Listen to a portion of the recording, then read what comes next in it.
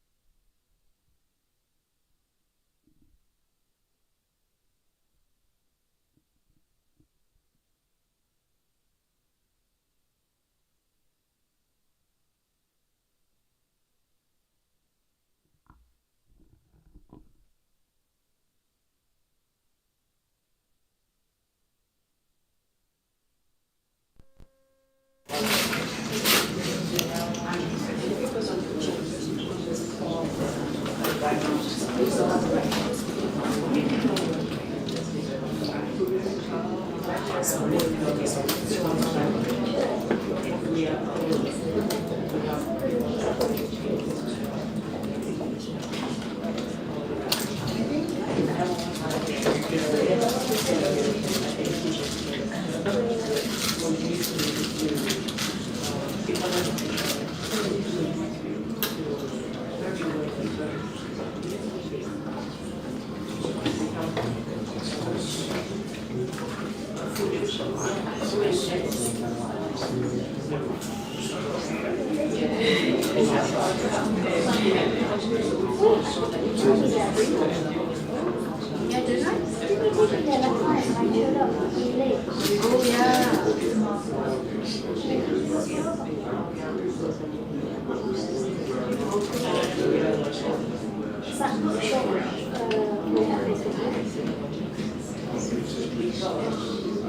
it is.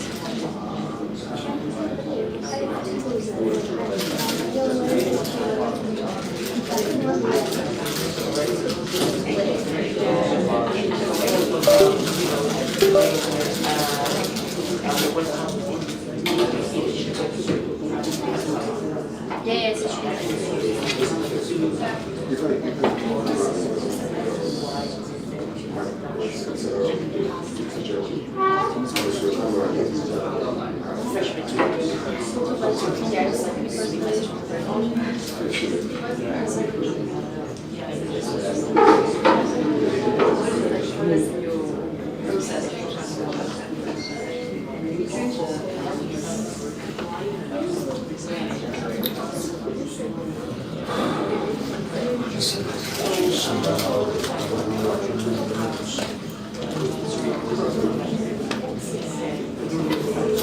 Non incentramiento del microfono la camera è sempre HDMI che io prendo. Così.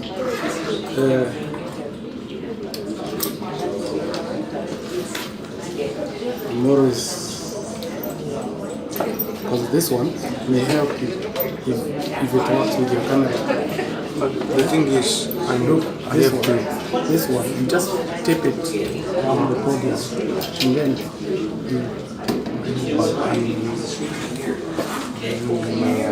sending the camera into the streaming software. So I'm just capturing whatever comes from the camera. From the camera, but you see, you need to put your sound here. No, I have external device from the computer. Audio.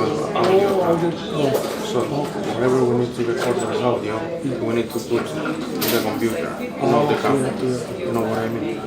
Because doesn't it send the audio and the video together? Yeah.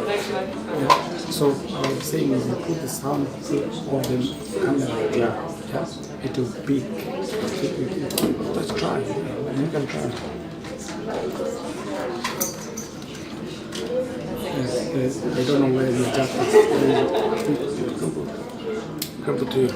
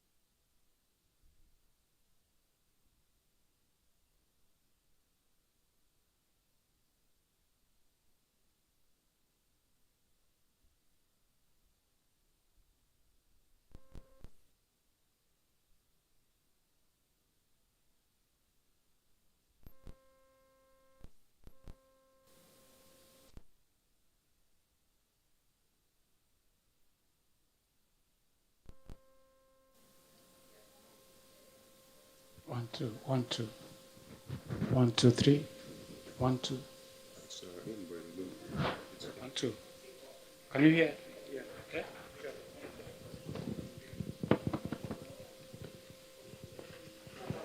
Give it 1, 2, 3. It's in now. 1, 2, 3. It's Good? in. Yeah, so you Yeah. just Yeah, that's one. Yeah.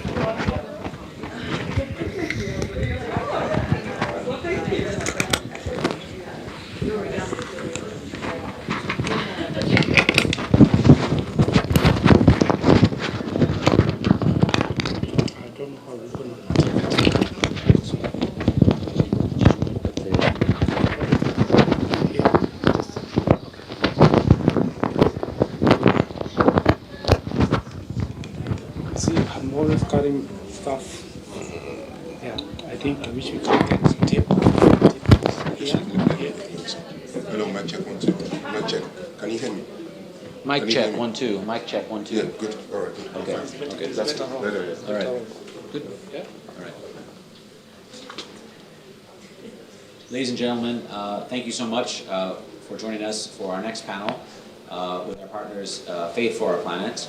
Before we start the panel, and I turn over to our moderator, Dio Israel, we will have a opening remark from Indilika Mandela, Nelson Mandela's granddaughter, and the deputy chairperson of the Nelson Mandela Museum.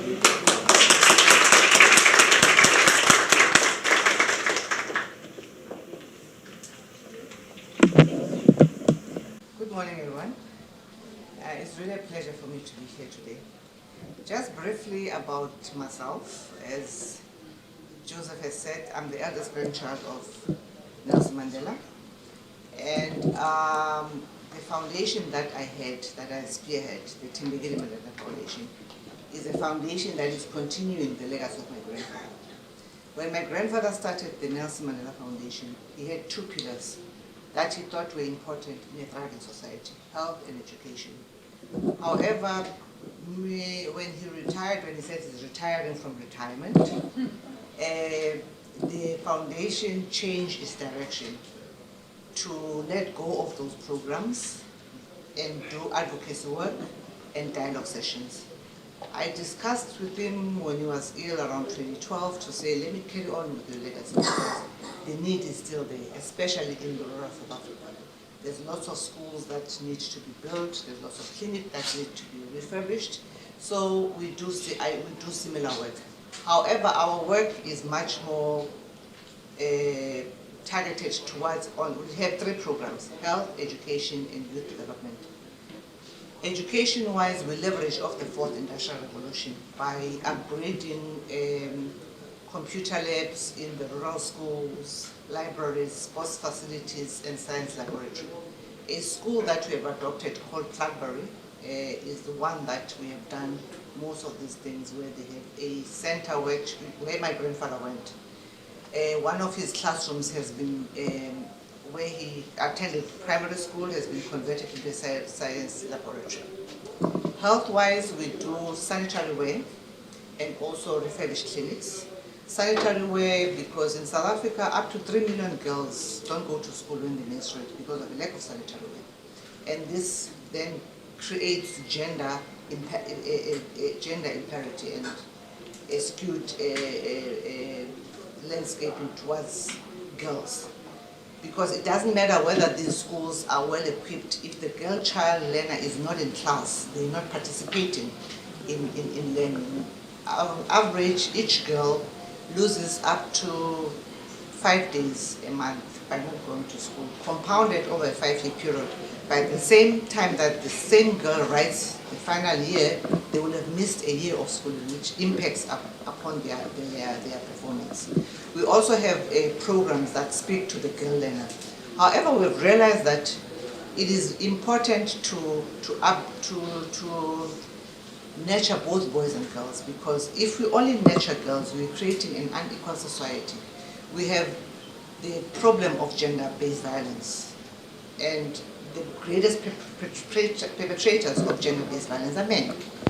So if we do not have programs that also speak to young boys, then we create an unequal society, because it's like elevating girls to level 6 while we leave the boys on the ground level. So, and we expect these 2 genders to be able to have relationships. The relationship dynamics then change, because that the boy learner does not have mentors, whereas we mainly concentrate on the girl learner. Yes, understandably, it's important to elevate the girl learner, because statistically it's been shown that men are much more advantageous in areas of work across the board. However, it is important also to elevate the boy learner. Our last program is empowering of the youth, a youth empowerment program. We do this through a program called Leading Like Mandela. Now, Leading Like Mandela is a leadership program that is fashioned under the leadership of my grandfather. Because, Granddad was known as an iconic leader because of his moral stance, because of how he led, with ethics. And it is important not that because now Granddad is gone. We can't always say, what would your grandfather say? What are we saying today, learning from the lessons that he imparted? So it's important to equip young people from an early age, because if I have to look at my grandfather, how he became the leader that he was. He went to the Russian Tribal Council as a boy of 10 years old, and it was imbibed in him of this leader that is consultative, because he would listen to how King Jomindaba would listen to each chief from the villages before coming to a decision, which is how he led from home, even in politics. So it's important to nurture, because we have this tendency of expecting that leaders are parachuted from space. It doesn't happen. Children learn by emulation. So if we have got to start grooming good leaders, the leaders that we would like to see, because when you look around you and there's corruption all over, and you always bemoan about corruption, and what are we doing towards making sure that there is no corruption? We are not grooming the leaders from an early age. Part of other things that I do on a personal level is to speak about climate change, what I call climate apartheid. Because if you look at apartheid, it benefited a minority group, which is the red people, using its economic muscle through the resources of the country. Similarly, with climate change, rich countries are using those resources to suppress the global south. The global south has the least carbon footprint, and yet we are told we can't use our coal. Guess who buys our coal in South Africa? It is the global north. And yet the one resource that actually makes sure that our countries benefit from its resources are these resources that they are buying. Similarly with Nigeria, there's oil, and the oil that they can't produce themselves, they have to sell it and buy back as refined. So we have got to look at those programs that suppress minority countries and talk very loudly about the effects of climate change. It's affecting us the most, the global south.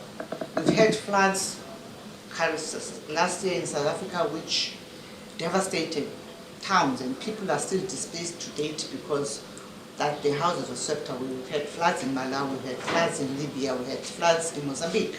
So different areas are experiencing, flooded areas. Currently in South Africa, we have something we've never had. So that has a devastating effect in terms of crops.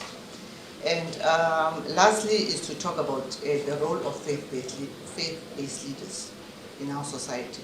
They play a very huge role. Specifically in gender-based violence, what is the role of faith-based leaders? I had a conversation years ago, when I was launching my book, and I was addressing this huge church where the women, the wives of the deacons, were having a panel discussion before I had to speak. And they were talking about how it is because of the way a woman is dressed that they get raped. Fortunately, and unfortunately for them, they spoke before I did.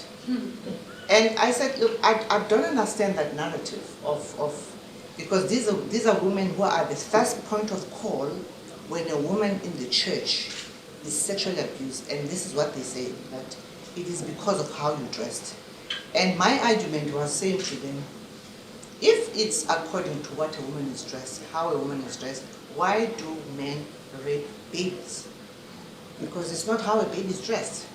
It's a pervasiveness of a person. So these are the things that faith-based leaders, and it has a detrimental effect towards the person that is discriminated against. I mean, I've been listening to the news here about this woman that has been, called names, and even a politician that is allowed to say this person must be killed, and then they say, ha, ha, ha, it was a joke.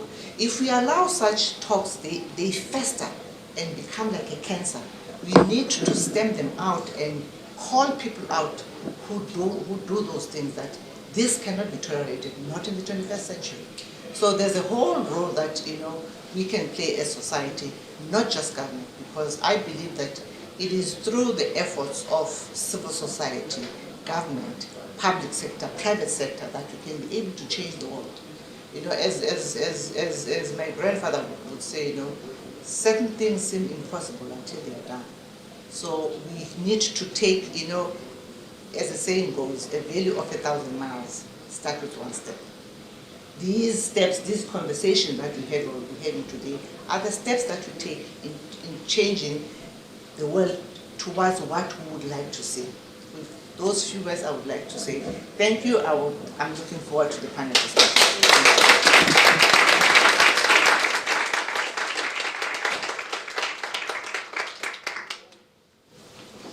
Okay, I will turn over to Dial Israel, but I'm instructed by the tech team that we should probably move this closer for sound reasons, so I'm going to put this back here. And I ask the panelists to please speak loudly.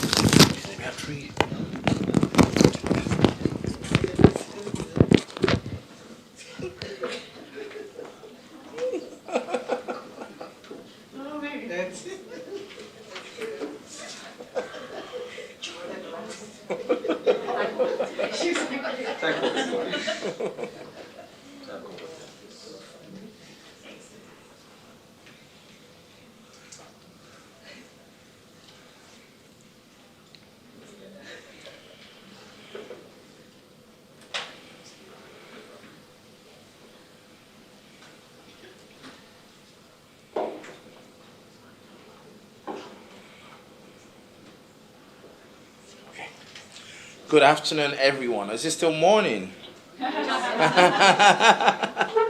Good morning, everyone, and thank you for being here at the final sessions of this year's Commonwealth Africa Summit.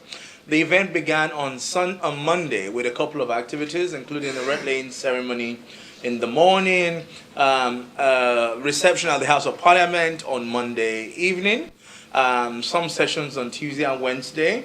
On Thursday, there was a fantastic exhibition at the Raleigh Art Gallery by a fantastic Nigerian artist who's with us here, Peju Alatishe. She launched, she's been exhibiting her artwork. We came with the last train, and it's amazing that we're here on this final day as we have this powerful 4 sessions with some of the finest, most inspirational women you can ever find anywhere in the Commonwealth. We're privileged to have amazing resource persons, panelists, speakers, and audience here. I think you should celebrate yourself with a big round of applause. I'm a bit overwhelmed, one of the very few men in the room, but I'm consoled with the fact that I'm an E for she. I also want to welcome all our online audience who are watching from different parts of the world. It's such an honor to have you join us here and those who are in the room here. And we hope that you enjoy this interesting day, in particular, the best panel we're going to have this morning. We also want to say a big thank you to Faith for Our Planet, who's partnered with the Commonwealth Africa Initiative to make this panel and this event a very great success. I want to say a big thank you to Shiraz, a big thank you to Rotaba, and all the teams at Unitas Communication, Concordia, and all the various partners who have supported this panel and this great event. Thank you, all of you. Faith for Our Planet is a non-governmental organization and a global interfaith coalition working to unite religious communities to mitigate the effect of climate change. The organization is seeded by the Muslim World League, one of the largest non-governmental Islamic organizations in the world. The Faith for Our Planet bridges the gap among religious leaders, policy experts, environmentalists, and scientists from various backgrounds to fight climate change together. Most importantly, FFOP builds a new generation of faith-inspired action leaders to mobilize the 84% of the world's population identifying as faithful towards ecological consciousness and transformation. And that's why we're having this special panel to look at how climate change, which is our biggest global challenge, what implication it has for our ecosystem, wildlife, human societies, and future generations. And you know, the intersection between climate change and faith, because faith provides a transcending vision, an ethical and moral framework that recognizes our rights and responsibilities towards the earth and each other. I would refer to Genesis chapter 1 in the scriptures, and the Bible says that God created man and kept him in the Garden of Eden, the environment, to protect it, to nurture it, to tend it, and to grow it. It's our biggest responsibility as human beings to protect our environment and the earth. And I know this goes not just to the Christian faith, but to also the Islamic faith and any faith that you belong to. Climate change is increasingly recognized as a threat multiplier, exacerbating existing social, economical, and political tension in fragile, conflict-affected regions. A disproportionate impact on women, particularly in conflict zones, is a matter of urgent concern that every right-thinking person needs to do something about. But as people of faith and as faith leaders in our society, we have a more pressing need. I'll give you an example. In southeast of Nigeria, major political decisions can be impacted by the faith leaders. The faith leaders, even in countries like Rwanda, if you look at what happened between the Tutsis and the Hutus and many other regions of Africa, faith leaders play a critical role in being the social consciousness of our society. And so, in areas like Darfur, often referred to as the world's first climate conflict, climate change has intensified competition for dwindling resources, amplifying ethnic tension, and sustaining violence. This resource scarcity places women traditionally responsible for collecting water and food at heightened risk. In Syria, the civil war, partly fueled by severe drought, has led to increased child marriages. These instances illustrate the indirect yet profound connection between climate change and the amplification of gender-specific vulnerabilities in conflict solutions. And despite the intersection of climate change with women's rights and security, this aspect is often overlooked in policy and decision-making process. The reality of our world today is that the fact that women are vulnerable in society, climate change makes it worse for them in regions of Africa in particular and other parts of the Commonwealth. While faith leaders are increasingly recognized for their role in addressing climate change and conflict, their involvement in promoting gender equality within this context is less pronounced. Yet, their deep-rooted influence in communities, ability to mobilize people, and moral authority positions them as pivotal contributors in advocating for and bringing these overlooked issues into the realm of policy development and policy discourse. And so, therefore, on this very mildly cold London morning, I have the privilege to be joined on this panel by three amazing, dynamic, extraordinary, elegant, outspoken women who are going to be panelists. Can you give them a big round of applause? The first panelist I'm going to call on the stage is what in my country, Nigeria, would say, my Lord Spiritual. She is the president of the Children's Radio Foundation and chair of the International Executive Committee. She's also the Catechist Associate Chaplain of Exeter College, Oxford, Associate Priest at the University Church of St. Mary the Virgin, Oxford. She is the trustee of the Oxford Foundation, a governor of the Queen's College School, London, a fellow of the Royal Society of Art, and the patron of the British Film Institute. She is a fellow of the RGS and a former trustee of the International Interfaith Center. She was also the Bishop of Oxford Advisor for Overseas Project from 2008 to 2013. In 2008, she lived in Kimberley, South Africa, where she helped develop with the Diocese of Kimberley and Kuruman HIV/AIDS and Education Project. She remains a regular visitor to SA, and hopefully very soon Mrs. Mandela will host her, and the CRF project. Right, ladies and gentlemen, special guests all the way from wherever you've come from, please welcome to the panel this afternoon, Charlotte Bannister Parker.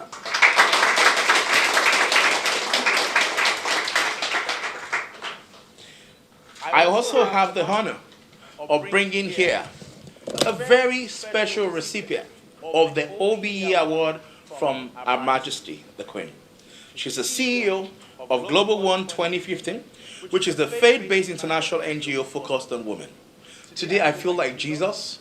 Jesus died between two thieves. I'm sitting around two wonderful women. Three actually. Please celebrate them. Give them a big round of applause. With a PhD in International Environment Law from the School of Oriental and African Studies, SOAS London, Dr. Ahmad is the former Group CEO of Faith Region Foundation, which is a multi-faith UK charity. She's currently on the board of Bond, Faith in Water, and Palmer Green Mosque. She's a member of the UN Interagency Task Force on Religious and Development Faith-Based Advisory Council. She sits on the steering committee of the World Bank's Moral Imperative Initiative. She's an author and a thought leader who has presented many papers internationally focusing particularly on faith and the environment. She's the Secretary General of the World Muslim Leadership Forum, a very strong Islamic female leader, and the coordinator of Alliance of NGOs and CSOs for South-South Cooperation. She was appointed an officer of the Order of the British Empire in the New Year's Honor List in 2010 for her exceptional and exemplary service to disadvantaged people, for work promoting social justice with disadvantaged community. She's an honorary fellow of the Edward Cadbury Center for Public Understanding of Religion in Birmingham University. Ladies and gentlemen, please, with a big round of applause, welcome Dr. Husna Ahmed Obiwe.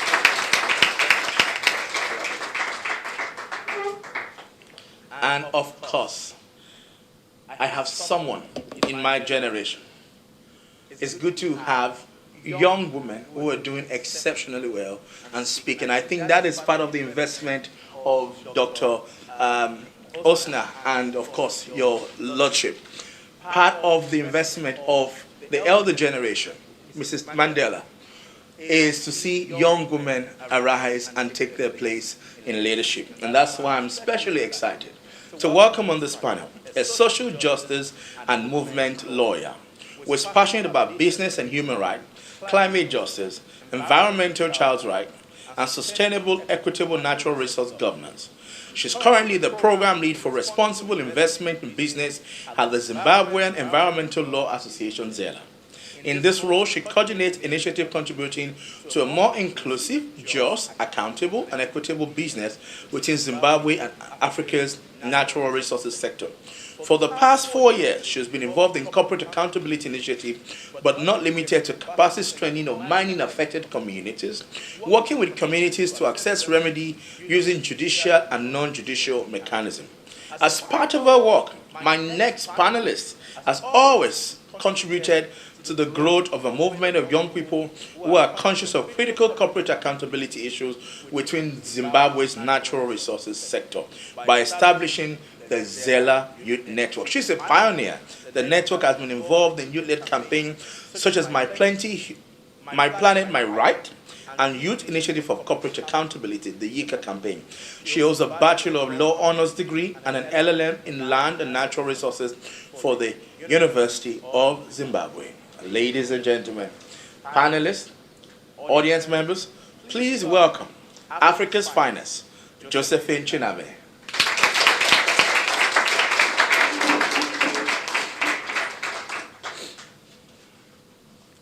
Thank you very much for being on the panel. I'm going to start from you.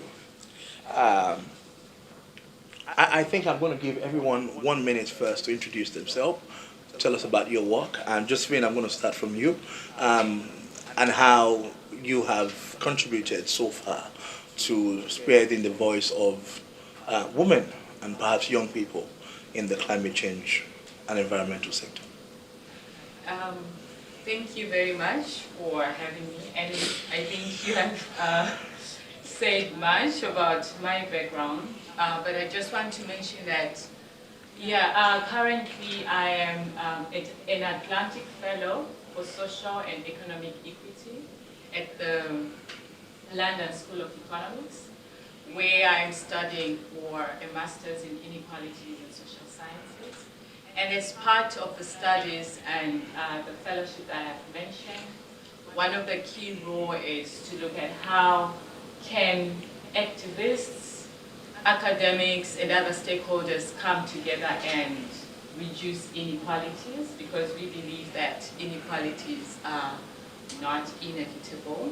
They are created by us, by our systems, by our structures, and by our laws. So if we come together, we can end inequalities. So that includes gender inequalities, that includes climate inequalities or environmental inequalities. And my special interest in that is also to look at what is the role of business, because we are where we are now because of the fossil fuel companies or other business ventures that polluted our planet. So my role is to look at what can business do to remedy or to contribute to ending the crisis, and also what can they do to reduce inequalities, and how can we hold businesses to account. So, Thank you. Charlotte? Thank you.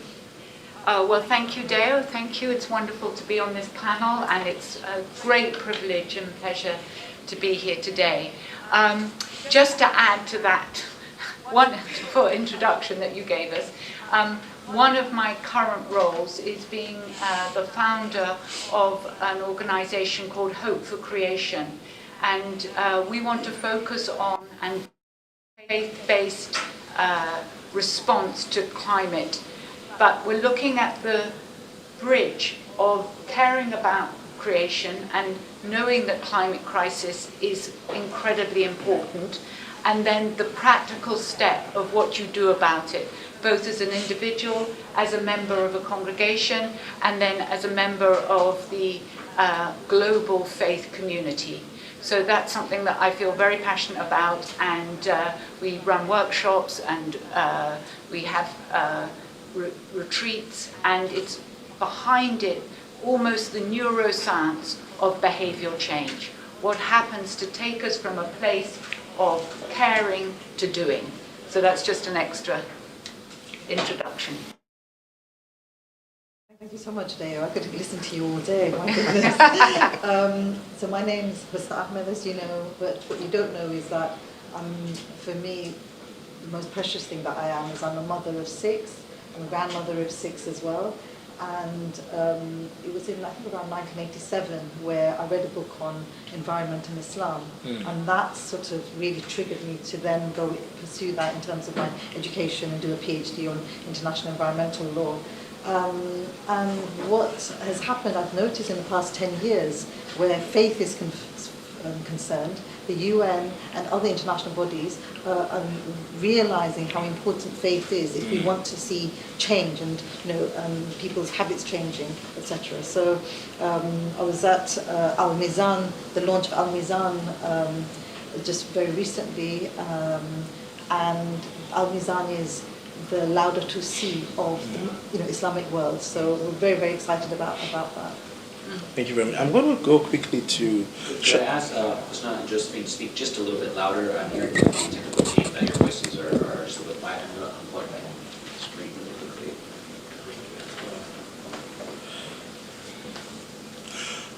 If I may get an extra chair, I think it would be nice to also have the keynote speaker of the panel to join us and take questions as well.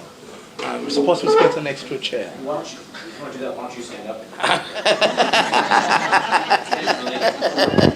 And you're really surrounded by ladies. Please. And so I'm going to quickly pick on you, Miss Mandela. What experiences in your work in South Africa has projected, has been the deal breaker on how climate change exacerbates gender inequalities, particularly in conflict-affected areas? And I'm going to also come to you with your experiences in Africa and, of course, in Zimbabwe. What's that key experience that you have, a story that you can share with us that really brought it to life for you? Well, it was the floods last year in KZN. I mean, it was the first time we had such unprecedented floods, and we were ill-prepared for it. I mean, these rains, we watch videos of waters running through a person's house like it's a river. there were houses that were swept away into an ocean. I mean, can you imagine if people are sleeping at night and you suddenly wake up, you are outside your house? So for me, it brought it to a point that actually this climate change is real.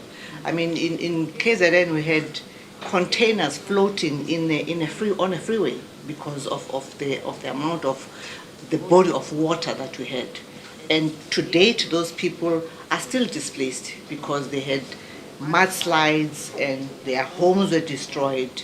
And we are talking about people that are living areas, and these people don't have money for insurance because the knee-jerk reaction would be, why don't you have insurance? Now, if you have to pit in a poverty-stricken place, if you have to pit food and insurance, food is going to win every time.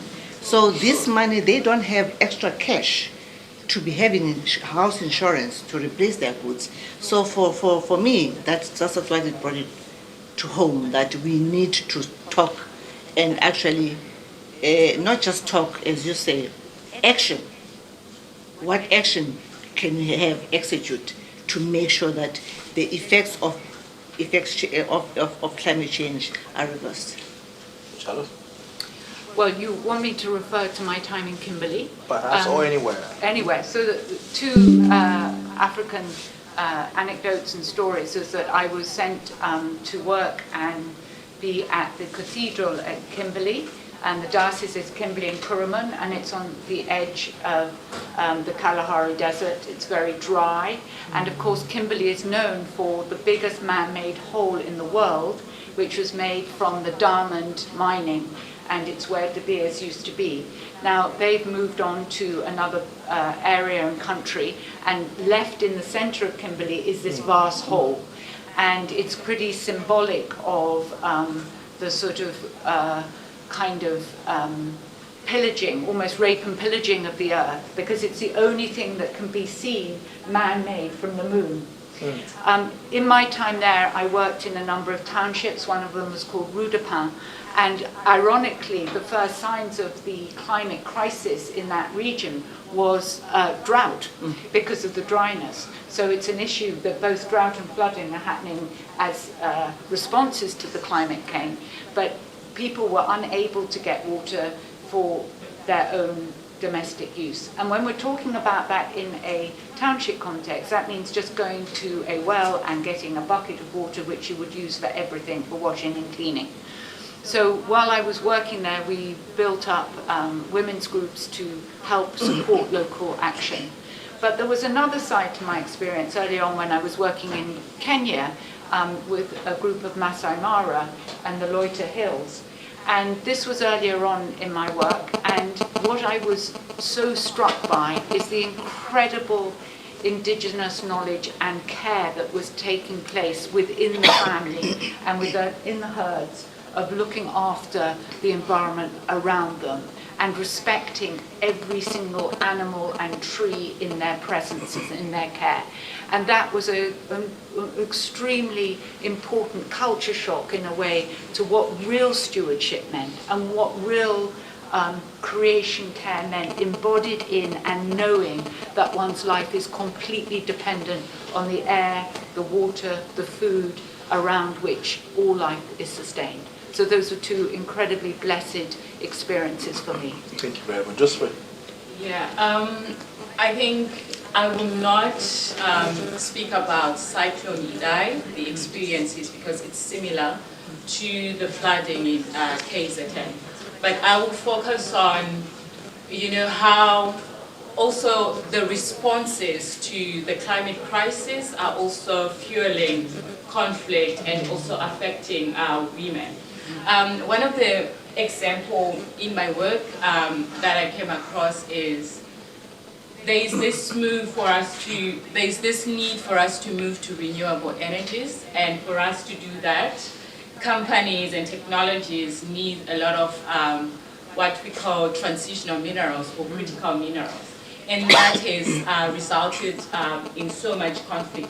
So one of the examples that I can give is some research that was done by Amnesty and some colleagues or partners that I used to work with.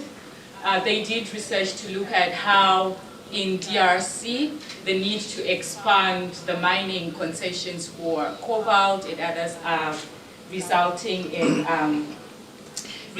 conflict for women. So one of the stories that I can share is a story of one woman who I can read a short excerpt for her experience in terms of what happened. So in order to expand, the company needed to move people from a particular village to another area, and this woman had her own field where she had planted her crops to feed her family and everything. So she mentioned that in the report, she described how she was trying to harvest her crops before they were destroyed when she was seized by 3 soldiers and gang raped while other soldiers watched. So this is an example of how climate change, the need to respond to the climate change is causing conflict or clashes between communities and business and the government, and also how women are also made vulnerable because there was no need for the soldiers to do it, but in a way to exert power, to exert authority, they ended up raping her. So that's an example of a story that I can share. And also, again, another example that I've come across through my work in terms of climate responses or seemingly climate solutions that are leading to conflict and gender discrimination. I am sure those who are in the climate change space have heard about the carbon market, how carbon credits are essentially a game changer in terms of them providing the finance to respond to climate change. But if you read accounts from communities like the Okia communities in Kenya, how they are being moved from the Mau forest to make space for the carbon market, it shows how also women become vulnerable. There is a report by an organization called Women's Media Center who actually outlined some of the challenges that the women are facing, like you are forced to move from the forest where you have lived all your life, you have nowhere to go with your children, and you are made vulnerable in terms of you are looking for alternative accommodation for your family, and you are at the expense of some of the powerful men within the community that you are going to. So those are some of the examples, maybe to give a different perspective of the climate, that not just resulting from the climate impacts themselves, but also from our responses to the crisis that are affecting women. Thank you very much. Let me go to Dr. Ilsner. So I think from my perspective, what is really clear and really obvious is the fact that women are discriminated against and they're ignored. So in terms of amplifying their voices, in terms of having them at the table, in terms of having more women leadership, that's something that's not documented, that's not pushed, that's not, in terms of the barriers and the obstacles that are in the place, it's really, really difficult. So what I've been really pushing for is making sure that we have women around the table. So last year at Wilton Park, we had 46 women leaders and their male allies talking about the nexus between faith, gender and climate change. And what came out of that was 16 recommendations. And one of the key recommendations that we're now actually pushing is radical collaboration, because when women come together, they can change the world, So this radical collaboration, what we're really trying to push for is having an event in June, which will look at developing a network, it's like an umbrella organization, a network of faith-based women leaders and climate change, because that's something, it's not evidenced enough. You're not seeing, you're not hearing the voices of these women. And there's amazing work going on. And the second point that I wanted to make was we did a report, Global One, which is my women's INGO, in 2017, looking at Syrian women who were displaced internally as well as refugees in Lebanon. And what we found was that men were often the ones who were giving out the humanitarian aid, etc., and they just didn't understand the nuances and the faith sensitivities of women, you know, around menstrual hygiene, around having doors on toilets, you know, very, very simple things. But there, again, was the gender-based violence in those things, like not having lights in the bathroom areas. Because, you know, I remembered we spoke to one family where the father didn't allow his daughters out of the small shelter that they were in for 3 months because he was so scared that something would happen to her. So, you know, it's these things that, you know, we were able to speak, and they had the trust, you know, in us to be able to speak to us. We provided menstrual hygiene packs and things. And one woman, she opened her box and she took out an underwear and she started crying. And we were like, oh my goodness, what have we done, you know? And she said for 2 years she hadn't had underwear. So it's these sort of nuances that are really critical and important. You want to say something? Yeah, when you're speaking like this, what it makes me think about is there was a reference to Laudato Si and Pope Francis talking about the need for integral ecology, a spiritual ecology, and eco-conversion. Now those sound all like quite big, you know, religious words, but actually what we've been doing by all the women speaking here this morning is making the line between the dots work. So we're saying that business matters, economics matters, women's health matters, sanitary towels matter, mining matters, carbon offsetting matters, and that if people are really well educated into the global context, we have this amazing opportunity with 8 out of 10 people in the world saying that they believe themselves of faith or are linked to a religious organization. So that's 80% of the world that has a chance through religious structures, faith-based organizations, to be taught about faith being something that is integral, interconnected, global, and has at its heart something called radical hospitality, which means what happens here in London actually affects other people in other parts of the world deeply. What you were talking about, the effect of the global south and the global north.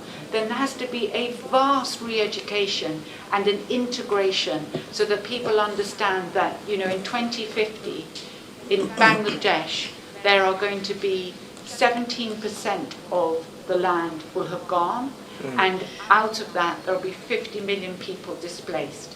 And that is our global responsibility and individual responsibility. So I just wanted to bring out that sense of integrative ecological awareness and conversion. Thank you very much. Please, can we clap for all the panelists?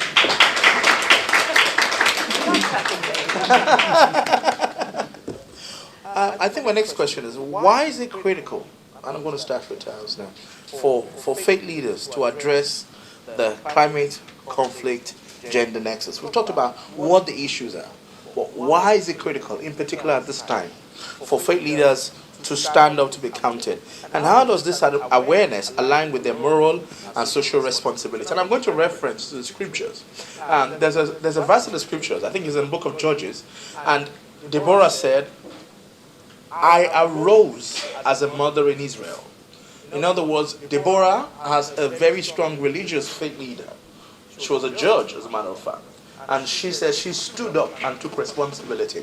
Why is it important for faith leaders, in particular, women or female faith leaders, to take responsibility to address this climate, conflict, gender nexus? And how does this awareness align with your moral and social responsibilities? Please. I'm going to stand up so hopefully you can hear me. Firstly... Do you want to come and stand here? Yeah.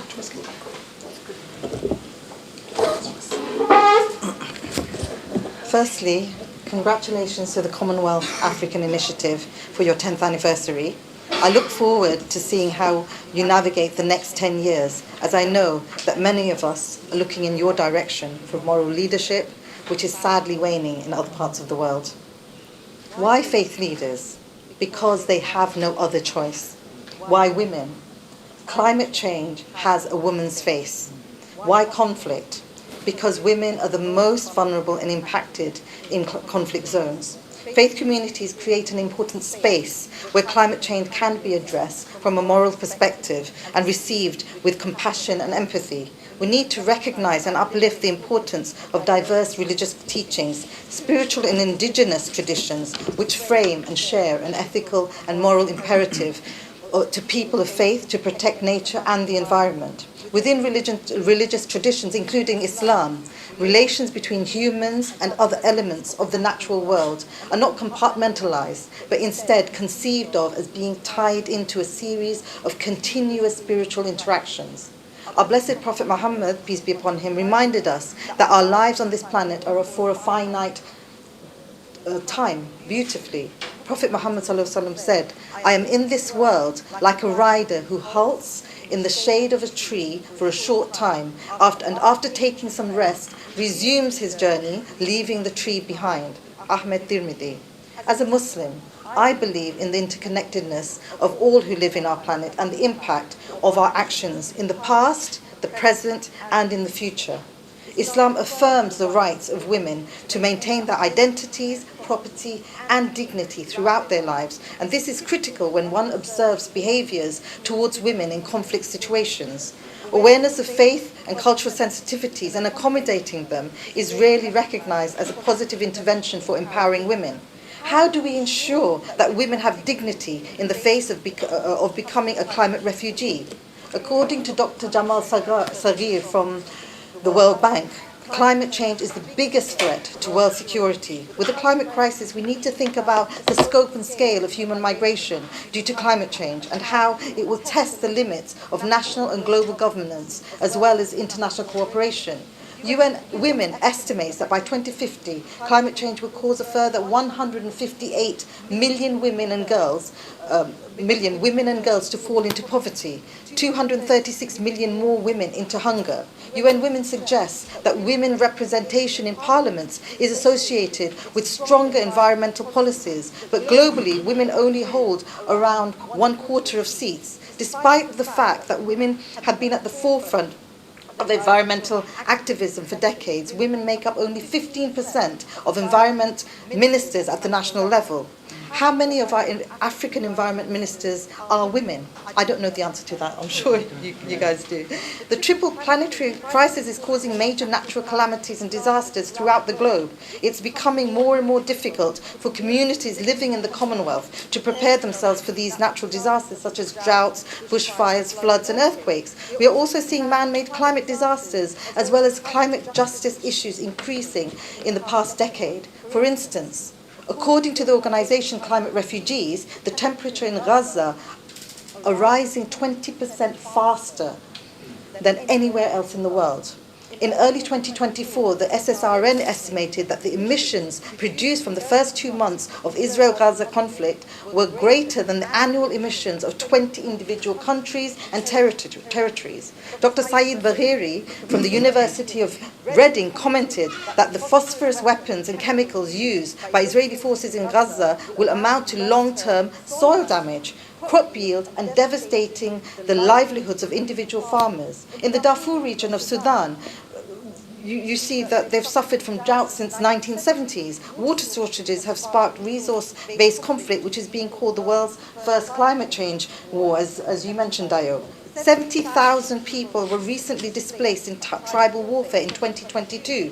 Conflicts between tribes often breaks out over natural resources, from water and food to other resources such as gold and gum arabic. And this is in Sudan. If we are to see peace and security on this planet, we need clear, decisive and compassionate leadership at all levels of society, local and international. This leadership must also recognize the invaluable diversity of ecosystems and shift focus away from the Anthropocene. Faith leaders have the trust and respect of their communities and can influence good habits and educate communities on climate literacy. One worrying issue for me, which I'm sure, Josephine, you should think about, is the definition of climate refugee. According to the UNHCR, in 2022, 84% of refugees and asylum seekers fled from highly climate vulnerable countries, an increase from 61% in the 2010. In 2021, the European Parliament stated that 376 million people worldwide had been forcibly displaced due to floods, windstorms, droughts, or earthquakes since 2008, and there was 32.6 million alone in 2022, and 80% of these are women. So climate refugees are not recognized as refugees under Article 1 of the 1951 Refugee Convention. This means that those fleeing their homes due to the adverse effects of climate change cannot claim asylum under the reasoning of climate change, leaving those having left their homes due to environmental disasters in a political and social wilderness. So I repeat, why faith leaders? Because they have no other choice. Why women? Climate change has a woman's face. And why conflict? Because women are the most vulnerable and impacted in conflict zones. Thank you.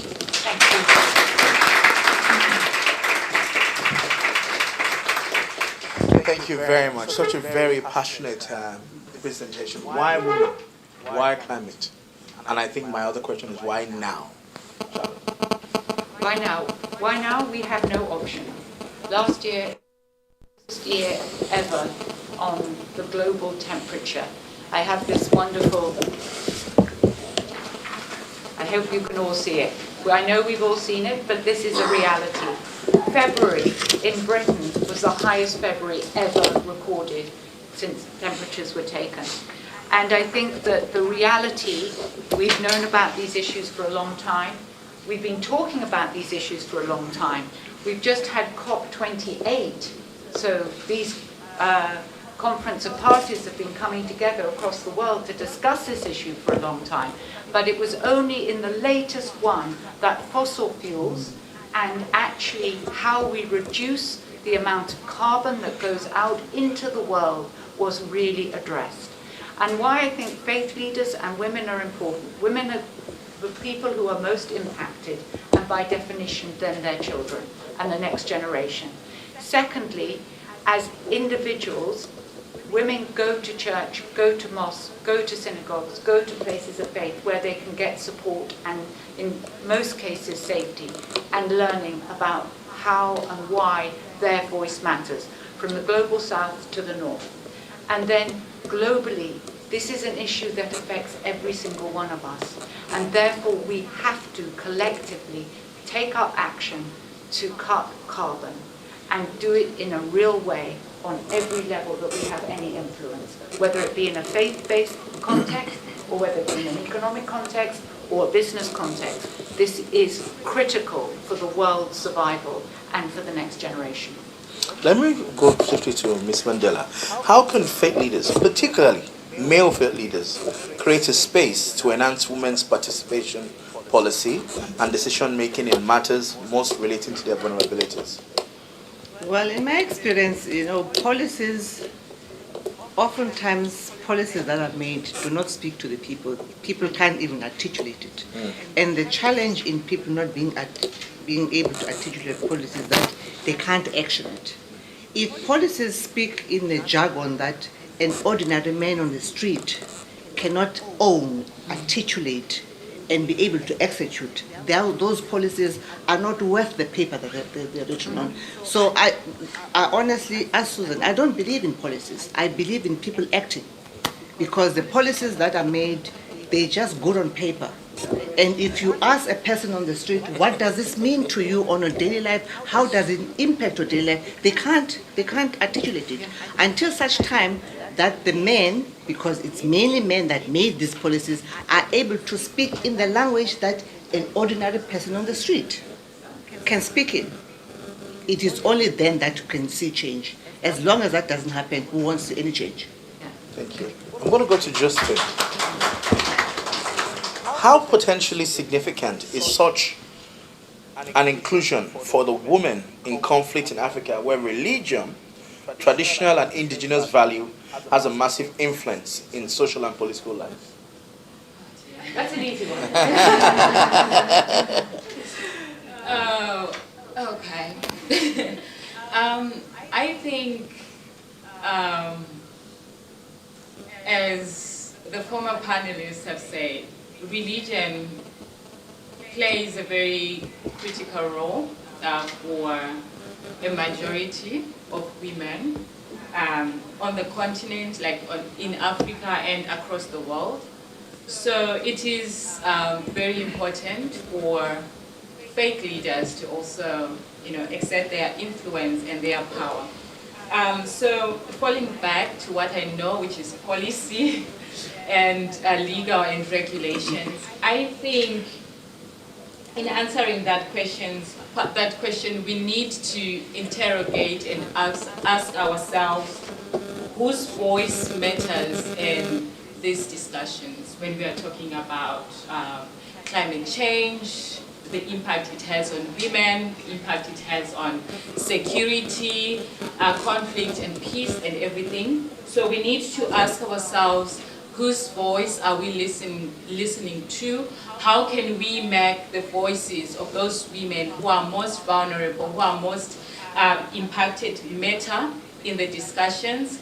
In terms of how can we ensure that their opinions and expressions are taken into account before we make any policy or decisions. And also policy or the involvement of faith leaders should not just be a once-off thing or a thing that happens at the beginning, but it should be a continuous thing. We need to also reflect on the things that we have been doing. And lastly, I think I mentioned before that we are where we are now because of the systems we created, because of the laws we created, because of the structures on how our system, of how our societies are. So I think as a people we need to also reflect and think of the way that we are inhabiting the earth.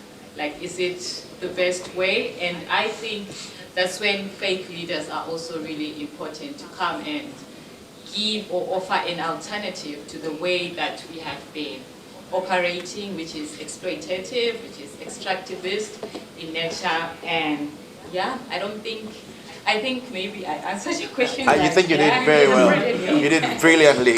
I'm going to turn to Charlotte very quickly. And, Dr. Usna was talking about climate refugees. What do you think should be the priority of policymakers and faith leaders? But the real key decision makers are the policymakers. What should be at the forefront of dealing with climate refugee issues?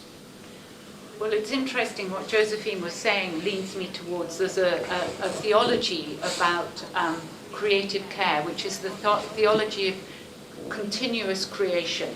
That God is working in the world across all religions and all faiths, continually both in it and with it. And this sense of which policymakers don't seem to understand the relationship between every policy they make and the effect it has in every person's life, whether they be in the north or whether they be in the south, whether they be young, old, women or men. And I love the way of listening to the reality of the people who are on the ground, who are suffering.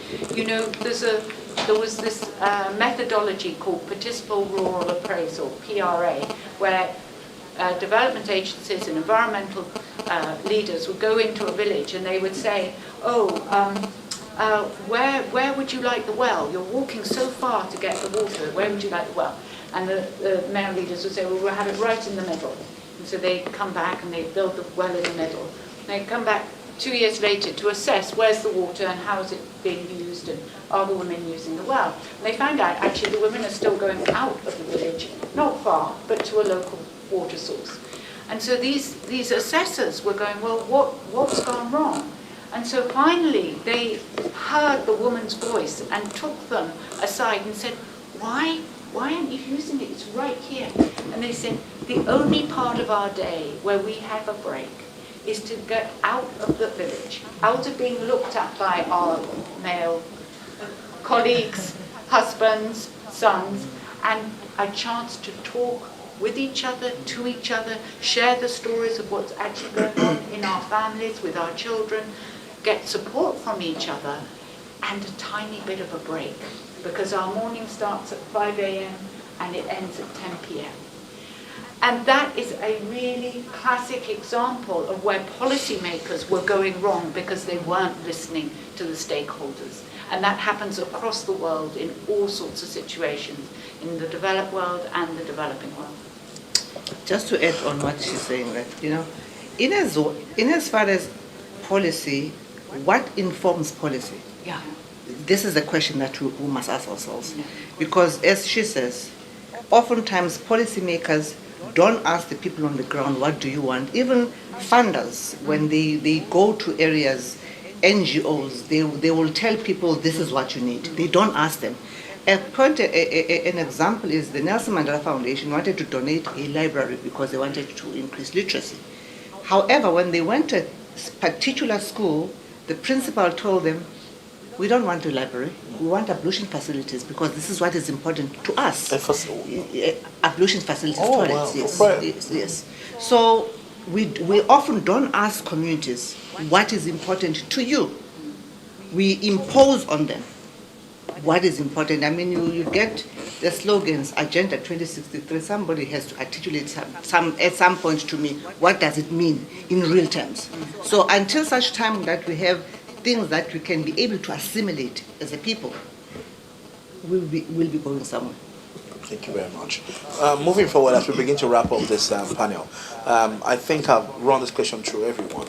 In what ways can faith, this time, traditional leaders, because they work hand in hand, so community leaders, traditional leaders, and faith leaders, how can they use their influence to impact public opinion, to spur more significant momentum in research and policy development that supports women impacted by climate-aggravated conflict? Well, I will make it, my example is my country. In South Africa, when it comes to faith, what we've done as in the new dispensation was to take, not religion, was to take prayer out of schools. We can see the direct results of that. There's anarchy in schools, there's children that hit teachers because why? We have taken what used to form the basis of how a day starts, the moral compass of the children at school. So it is that is now missing. We can reinfuse it into the school. Traditional leaders, oftentimes we don't look at our indigenous way of doing things. We have discarded it, and therein lies the problem. There has got to be indigenous ways of doing things. I was making an example with the Nelson Mandela Museum. They were referring to King for whatever. I say, somebody has got to tell me who died and made this king person an authority on how corporates should behave. Because there has got to be, especially in Africa, we copy and paste what has worked in other communities, whereas we have our own indigenous ways of doing things. In the University of Cape Town, they now have a department where it talks to the African way of doing things, because there is an African way of doing things. The reason why we fail as Africa is because we don't use our indigenous methods of solving problems, which we have. And until we can then have the voice of the traditional leaders in the mainstream of how we do things, we will not go anywhere.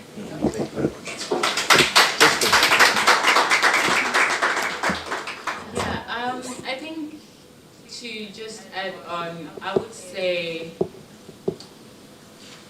for us to find lasting and maybe durable solutions to all this, to the crisis, we need to move away from a universal kind of way of doing things, as you say. We need to be open and understand that there are different ways, of knowing, there are different ways of expressing the knowledge, there are different ways of inhabiting the earth. So we need to actually acknowledge that and not, I'm trying to find the phrase, not continue in a system where we continuously commit what others call epistemic suicide or epistemicide, where traditional knowledge or the other peoples or other communities is taken to be subservient to, the Eurocentric, the academic, global north kind of knowledge. So I believe that if we understand and if we acknowledge the different ways of living, the different ways of knowing, we'll be able to integrate and collaborate with the traditional leaders, the faith leaders, and other communities to make sure that we find a lasting solution to the crisis. Thank you. So, from my perspective, the first thing is that I'm not a faith leader. Yeah? I call myself a faith actor, because I know in the Christian hierarchy you have women in leadership roles, but that's the first thing. The second point that I want to make is in terms of, sorry, I forgot the question. I think, in what way can faith and traditional leaders use their influence to impact public opinion? I think, from my perspective, what we are doing is mobilizing the faith communities and using faith as a tool to mobilize them. So, one thing I can give you an example, I think around 2014, I was an Islamic advisor to the Alliance of Religions and Conservation, which was, the patron was Prince Philip. And they asked me, can you, this is something called farming in God's way, can you make this, Muslim? And I said, no, I can't. So I went back to the, looked at this area, and I found that between the 12th and the 12th and 14th century, there was an Islamic agricultural renaissance. And so I took, as you were saying, that go back to your roots, find out what is there, what are the traditions, what are the Islamic traditions. And from there, I was able to really find a lot of information with which we developed the Islamic farming toolkit. And then we brought that to Kenya, we piloted it in Kenya, and we got 49% increase in yield from the, so it's a marriage between organic farming, livestock, beehives and irrigation, as well as inspiring the community through their faith. So they felt proud that, this is something I'm doing, I'm a steward of this planet, that's why I'm doing this, So that, and then in Nigeria, it's still going on in Kano, we have 100 farmers, using solar-powered pumps to, do the irrigation, and it's just amazing how people get inspired when they feel that they have their dignity. And I think, I just really want to focus on dignity, because I think dignity is something that when people are given dignity, when they're not given handouts and whatever, if they're given dignity and feel that they're important and valuable in themselves, and that really changes a person's perspective about how they see the world. So I'll just take one last question for her, and then I open the floor to questions from the audience. She said she's not a religious actor. She's not a religious leader. She's a religious actor. So my question is, how do we move from eco care to eco action? You've just read my bit. I had a slide saying how you move from one to the other. And I just want to just quickly go back, because I think it's important that two things on this traditional, and I will go from care to action. There's a new worldwide network called Indigenous Traditional Knowledge, which is connecting all traditional knowledge across the world with each other and with projects that are working on climate crisis. So do look them up. And even within the Christian tradition, and my tradition here, we have saints, and I'm thinking of someone you've probably heard about, St. Francis, very well known, Italian, taken as the saint of ecology. But here in Britain, in Holy Island, in Lindisfarne, in the 5th and 6th century, there was a saint called St. Cuthbert, who I believe was the first conservationist, because he looked after the ducks, so they're called cuddy ducks.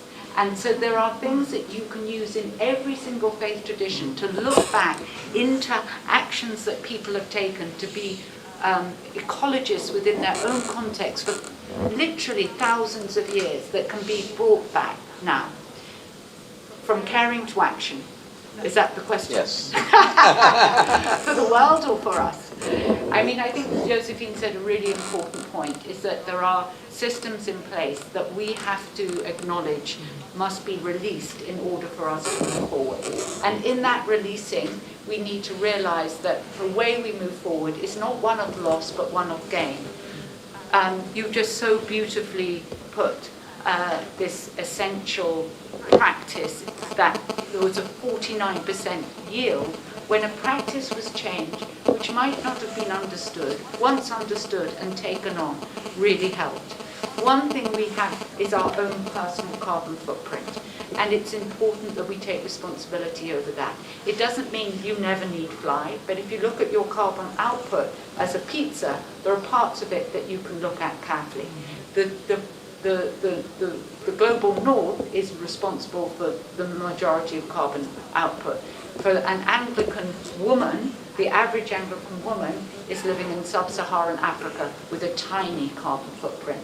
So as a faith leader, in practical action, I have to change my own actions, I have to encourage my congregation and community to change, and I have to encourage those changes to mete out to their faith partners in other synagogues, mosques, and other places of faith, so that we join together in a holistic way moving forward. Thank you very much. I'll take one or two questions. We'll take 2 questions. Yes.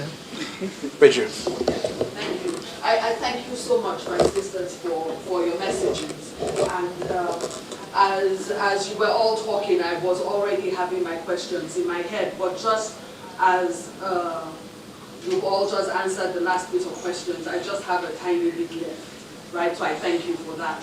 I'll start with Michael Jackson. He said, I'm looking at the man in the mirror, right? And he says, if you want to make the world a better, look in the mirror and start with yourself, right? Then I'll now move into, I can't speak for Africa, I can speak for where I'm from. I am Nigerian, I'm Yoruba. And once upon a time, you could smell the air and know what time it would rain. You could walk into a sacred grove and you knew what leaf would make your child's diarrhea stop, right? You knew what would help the blood pressure if there was. You knew exactly what to do. We knew how to take care of the earth.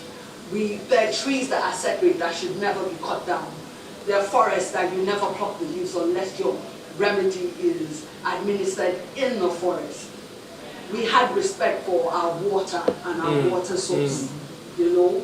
And then we were told that these practices were demonic and evil. We were never given the chance to evolve our practice. We were never given the chance to develop our practices. We were never given the chance to move this type of act that we had, that we lived with for so many years, that was beneficial to us. We didn't have cancers, we didn't have a lot of the diseases that we have now. That was because of the kind of respect we had for the earth. So we were told that it was demonic, it was evil, we had to do away with that. The imperialists came with their ideas. And now we have adulterated traditional leaders and spiritual leaders who have to bear their traditional practice in shame. You know, like you would have the Oni of Ife at the Smithsonian say that Jesus is Lord, and what about the Ojus of Ifa? You understand where I'm coming from? So my question, the tiniest bit of question that I have left is that the so-called spiritual leaders, when would they talk to that individual that Michael Jackson talks about? When are they going to address that individual with the truth about who that individual is? Because nothing is going to change without anyone operating on the truth, and the truth of self, and the truth of accepting self, and understanding self. So how do you, like my sister said, this policy thing, how do you, Auntie, thank you, how do you take policy to a broken man and tell this broken man who doesn't understand himself anymore, doesn't understand the soil that he stands on? Nigeria is one of the biggest importers of clay products, ceramics. Every ceramic ware, toilet, tiles, you name it, is imported into Nigeria. right? And we're standing on clay. It's crazy. Because all you need for ceramic is just fire. And we've got plenty of heat. You know? So how do you talk to that broken man, this faith leader? How do you talk to a broken man and tell him these are the policies you need to follow without addressing his brokenness? Thank you. Anybody? Thank you so much for that question, my sister. You know, I strongly believe that change happens one family at a time. And I believe family is a microcosm of society from the bottom level. And the leader from the top level also influences how people behave. They set the tone on how people behave. So until such time that we're able to influence family members on how to behave to change our social ills, we will never win, because family is in essence the circle that you can change. Anything outside your family you can't be able to change. Honestly, you can't. From the top, from the leader down, it is up to us from the family side as individuals to choose a leader that mimics our own value system. We don't do that. We choose a leader that has the gift of gab and rhetoric that can be able to convince voters to vote for them, forgetting to look at how does this leader live on a daily basis, because that talks to your value system. Similarly, we don't call our faith-based leaders to account. We never call them out until such time that we can be able to call them out when they do something that is contrary to what the teachings of that faith say. We will never go anywhere.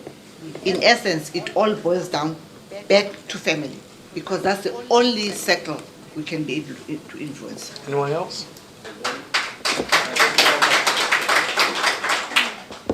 One more quick question. Okay. This is a big one, I'm sorry. So we've heard a lot, I think, about the justice of acting on climate change, from the justice of making a difference for women and other vulnerable people in society. And I think what's been drawn out by all the panelists is how religion is concerned with justice. But what I don't think has been touched upon yet is the elements of religion that are not as concerned with justice. For example, more conservative elements of religion. So I would say that in liberal religious groups, there is a much bigger understanding of the importance of women and women's roles, and also the importance of acting on climate change. So I guess my question is it possible, and how is it possible to change the minds of people who are not receptive within religion currently? And yeah, is it possible? You're looking at me. You're the spiritual leader of this panel. Depends what you call leadership. So I think it's a really good point. And what my colleague Anna is talking about is that every religion is expansive. And on one level there are conservative theologians, and the other liberal theologians, and many in between. And this isn't just for Christianity, it's for many of the faiths that I work with. And the point about that is, how do we interpret our own scriptures, and how do we look at those scriptures and out of them come up with the words that we preach from the pulpit or other places within our congregations. And there is a very powerful and brilliant woman called Catherine Hayhoe, who actually is a climate scientist who comes from a conservative background and lives in Texas. And she has spent her life going to difficult places and having difficult conversations with people who are climate deniers, okay, and those who want the apocalypse to come, because in the traditional Christian scriptures at the book of Revelations, the apocalypse is the end of time, and then we all go to heaven, the Garden of Eden that you opened with, to paradise and to perfection. And so I draw back, do look her up and do read her work. I draw back to that. It is our role as faith leaders and policy leaders and women to have the courage to go to the other side and engage with and talk with those who don't have the same understanding or beliefs that you do. And when you can talk with that sense of dignity and purpose, acknowledging the other, realizing they come from a space and a place which informs their own ideas, with an open-heartedness and an ability to have an open conversation, that is the beginning of real change and real effect and real unity. And to your point, I can't say enough. I spent 6 months in a sabbatical meeting with traditional leaders in the environmental world last year, not just in India and Africa, but also in England and America. And the one positive thing I can come out of this to say is that that was my work 30, 40 years ago, before I became a minister. I worked for 10 years in development and environment and filmmaking. The greatest change was women leading up amazing organizations and putting their lives on the line to make change. And that was such a fantastic thing to see. Even though their places and their land and the issues were greater and more magnified and more urgent, women were leading and making a difference. So I just wanted to end on that. I think I'll just have final thoughts from everyone. I'll start from Dr. I'm just going to respond to... if you had that too. Can I just have this? Okay, so basically, you're talking about conservative communities. So the Muslim community is very conservative. But what we've seen is, for instance, the Muslim World League, they issued the Mecca Charter in 2019. And in there, clearly, climate change and gender are both there, number one. Number two, at COP28, we had the Faith Pavilion. You know, first time at COP, we had the Faith Pavilion. Again, that was a combination of different faith organizations that came together and did that. So we are seeing progress. And Indonesia, they did fatwas, which are rulings on wildlife and on forests. So things are changing and things are moving. But I think for myself as somebody in the multi-faith, interfaith space, it's about continuing in this space, knowing the other, and just having hope. Thank you. Well, for me, it's just thank you. Is to say there's spirituality, then there's organized religion, and I don't see why these two cannot coexist. Because if African spirituality speaks to your soul, why not keep it? And biblically speaking, I was brought up by a Jehovah's Witness, although I'm not a practicing one. In the Bible, there is nowhere where it says the Abrahamic laws of sacrifice do not work in the New Testament. I have yet to hear in the New Testament that actually making sacrifices and burning incense is not biblical, is not Christian. So why can't these two coexist? African spirituality and religion. They can coexist. It's just the people that are resistant to that change, that this supersedes the other one. For me, nothing spiritually supersedes any other thing. If it works for you, keep it. Thank you. I'm being reminded the time is fast spent. No, it's fine. I realize we're wrapping up. Yeah, it's fine. No, please go ahead. Oh, just an honor and privilege to be here today, and fantastic panelists. And can we give a round of applause to our chair?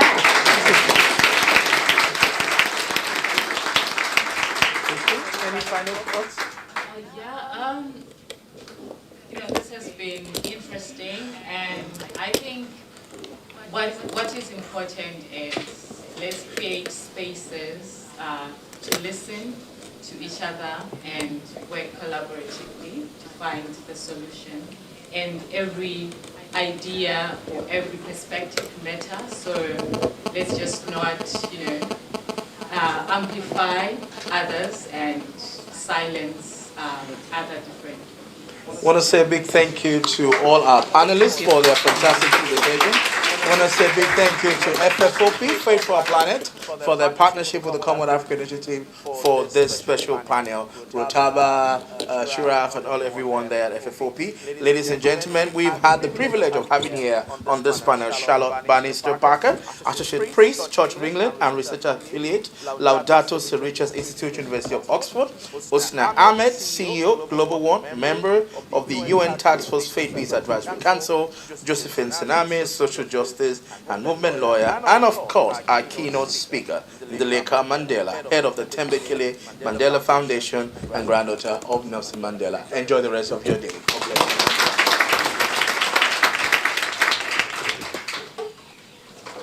I think we'll do a group photo with the speakers and panelists before we go forward.